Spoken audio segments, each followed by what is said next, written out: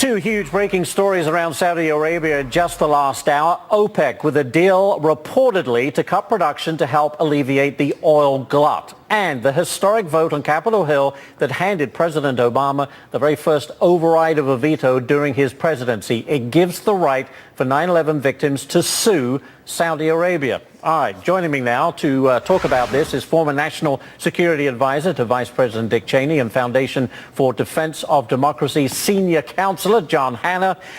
John, let's begin with this ability now that if you like, the overriding of the president's veto, allowing families and those associated with victims of 9/11 to sue Saudi Arabia. Let's get your reaction to that first. Well, I don't take a backseat to anybody when it comes to my sympathy for the 9/11 families or my anger, frankly, at the Saudis for their years and years of support to the ideology of radical Islam. But I've got to say that handing over some of the most sensitive national security files of the United States government over to the trial lawyers, I don't think is going to be the answer to that problem.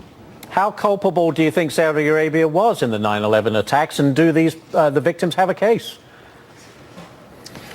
Well, so far we've had a 9/11 commission. We've had all the agencies of the U.S. government that have a constitutional responsibility for thinking about American national security. That is the CIA, the FBI, the State Department.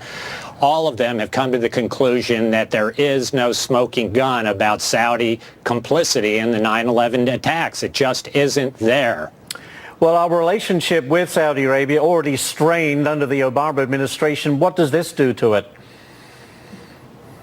Well, I think it can only complicate things. And let me say, it complicates things with a difficult but critical ally at a time when it completely perplexing to me, the American Congress is acquiescing as the United States government hands over more than $100 billion to Iran, the #1 state sponsor of terrorism in the world, that's wreaking death and destruction throughout the Middle East, chanting death to America every week, building ballistic missiles.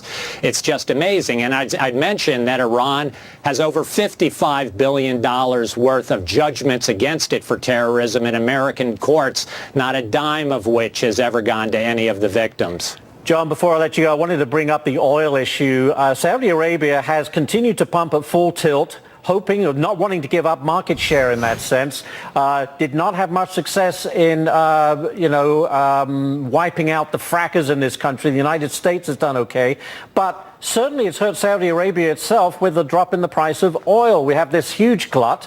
They pump billions into their economy. They're slashing public workers' salaries.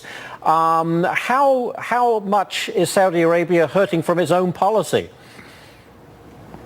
Oh, I think if this deal is real that came out of Algiers, I think this really is the Saudis blinking and crying no mas. They are throwing the towel in on their efforts both to destroy the U.S. shale industry and to try and take down the Iranians and the Russians.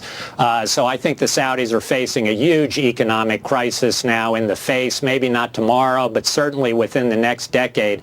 And they've got to start taking some radical measures to try and take care of their own terrible financial situation. All right.